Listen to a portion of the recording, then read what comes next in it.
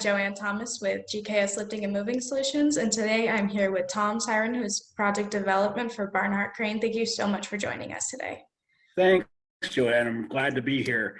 And I appreciate what GKS and the Lift and Rigging Foundation do for the industry as a whole. So I'm glad to be here. Oh, very appreciate your participation. So just to get started in the questions, how did you first get into the crane and rigging industry? Well, I wish I would have gotten involved a lot earlier than I did, but I was in the construction business, mainly equipment rentals and construction supplies. And in the late 2000s, market took a crap and I got laid off. And when I was looking for new employment, I saw the Barnhart crane rigging position come open, and they were a past customer of mine. So I had some experience working with them in the past, and that's ultimately how I got to where I am today. I do wish it was something that I got involved with or knew about when I was younger. Yeah. Because I love what I do, and wish I would have had a lot more time in the industry. I mean, it sounds like fate took you where you needed to be, but yeah, of course you always want the best opportunity sooner on, but what can you do? Sure. So what would you say your favorite part about your job and working in this industry is? Two things. One's the people I get to meet. I get to meet you. I have never met before, but there are all kinds of different people from all types of different industries. And the other thing I really like about it is the variety of the work. So I meant, it can be from a power plant to a steel plant to we're working with Tesla or SpaceX, or you might be in a nuclear power plant. So it's just a variety, and you get to see all kinds of things that the general public doesn't normally get to see as well. So those are my favorite things.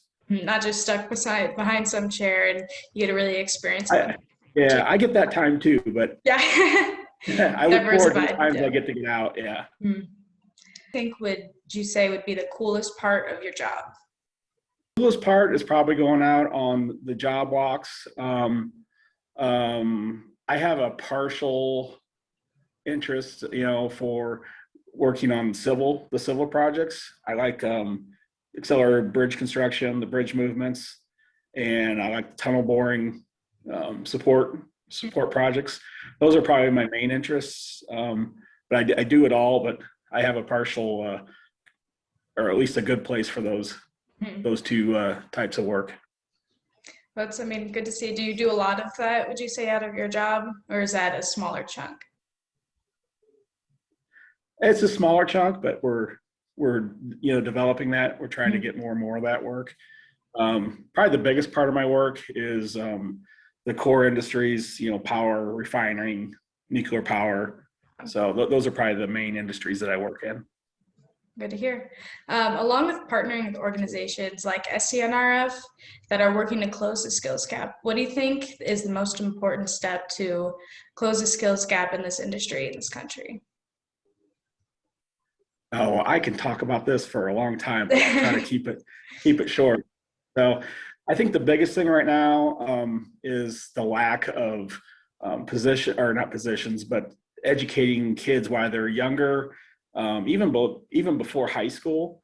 But even in high school, when I was in high school years ago, we had shop classes and I'm not sure, vocational type classes where you could go out and job shadow different careers, electricians, mechanics, you get with the operators, iron workers. And I'd like to see that come back to the high school again. It seems like everyone's pushing all these kids to go to college. And, for some people, that's not the place to be.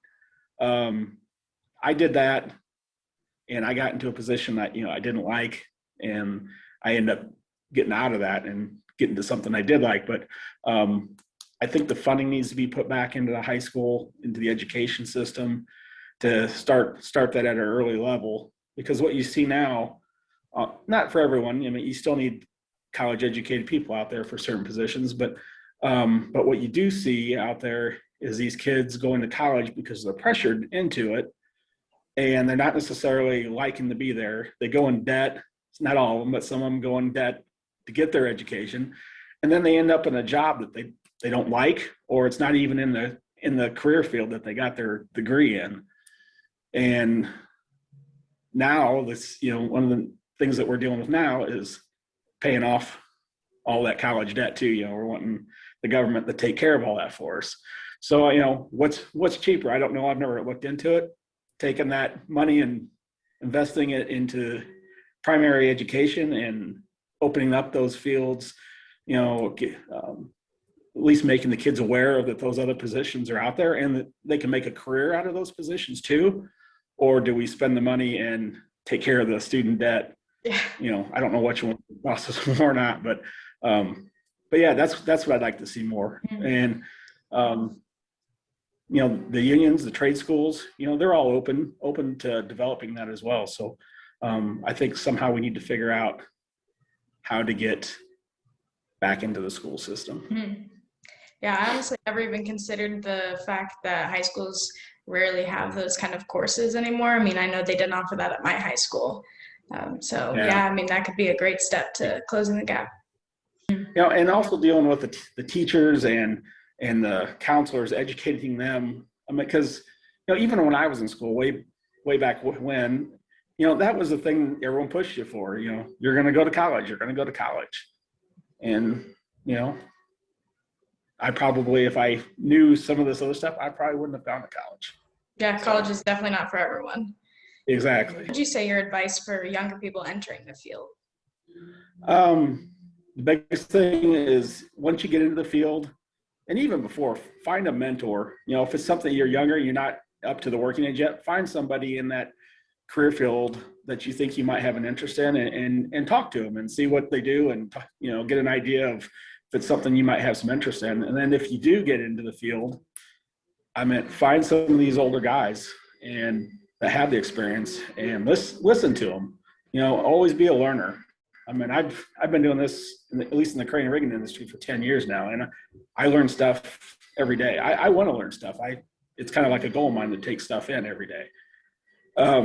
So that would be my biggest thing. Never stop learning, and find a good mentor to help you along. Yeah, never stop learning. That's great advice. Yeah. Well, thank you so much for taking the time out of your busy schedule to go over these questions and give some great insight, specifically for younger people in this industry. Really appreciate your feedback. Thank you so much. You're welcome. I appreciate it.